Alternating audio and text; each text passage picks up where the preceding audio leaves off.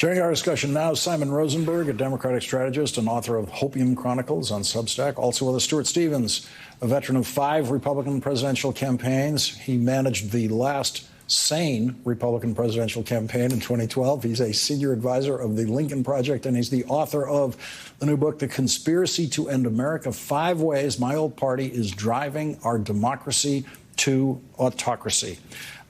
Simon Rosenberg, what we just saw Tim Walz do, taking what Donald Trump has very defensively been saying about weird and just really turning it right back on them is first of all, Tim Walz started this, and he is playing this, it seems, very well with them.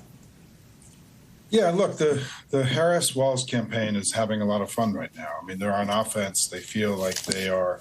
Trump, I think, is weak and struggling and stumbling, and their campaign has really lost its bearings, and they know it, and they have to keep prosecuting this advantage. It's really critical that when you're ahead, and I think they are, and we can debate that, but they're on the front foot, and I think it's great to see Democrats acting this way.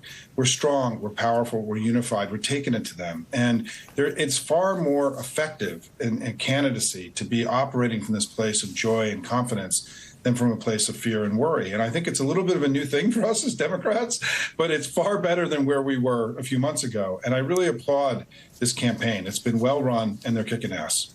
Stuart, I was thinking of you today when I was watching that speech at the Economic Club of New York with all those rich people, mostly Republican, in that audience.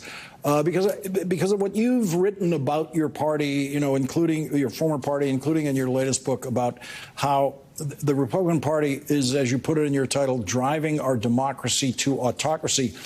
Those people in that room clapping for him today, I believe, are part of what you argue is driving us toward autocracy.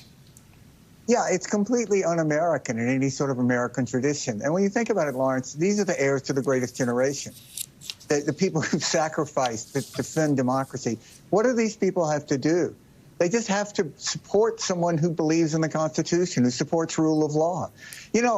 There's not one corporate board that they're involved in who would allow them to hire Donald Trump. He's unemployable. And so they look at that and they go, okay, great, let's make him president. There's not a school system in America that would be allowed to hire Donald Trump to teach or to be a principal or a coach. It is a complete just abdication of what it means to be an American citizen. You can't put the country first enough. I mean, you've made fortunes here under this, this great left-wing regime where the stock market's at record highs. It's incredibly disappointing. I want to listen to a 31-second ad that the Harris campaign has put out today, because I think some of the lines in here we might be hearing at the debate. Let's listen to this. Trump's Project 2025 agenda will give him unchecked political power with no guardrails, and it would take Black America backwards. Project 2025 would strip away our voting rights protections, and it eliminates the Department of Education. It would also require states to monitor women's pregnancies. It bans abortion and would rip away health coverage for millions. Kamala Harris will stand up to Trump and his MAGA loyalists' dangerous plans to control our lives, because Trump is out for himself, while Kamala Harris is for the people. I'm Kamala Harris, and I approve this message. Simon, I suspect we're going to hear from Kamala Harris about government monitoring women's pregnancies in that debate.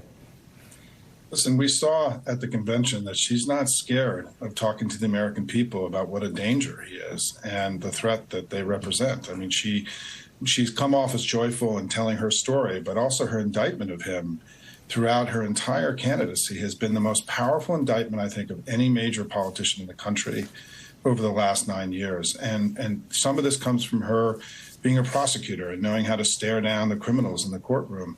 But I'm really looking forward to this debate. I think this is going to be a good moment in the campaign. She's got a story that she needs to tell to the American people, but she also has a story about him that she needs to tell. And as you said, Lawrence, I just want to say one quick thing about the segment before we came on here, because I agree with everything you said. And I think that what was incredible today is that what Donald Trump was really saying to those folks, right, is that he wants to end the global economic system that's made us all prosperous. He wants to end the Western alliance that's kept us safe. He wants to end our democracy that's kept us free. And they all applauded. because he was off the rails today. This was one of the craziest speeches that he had ever given. And he sounded far more menacing and delusional and dangerous than I think I've heard him in a long time. And that's why you were right to bring up the fact that the applause that he received was deeply disturbing.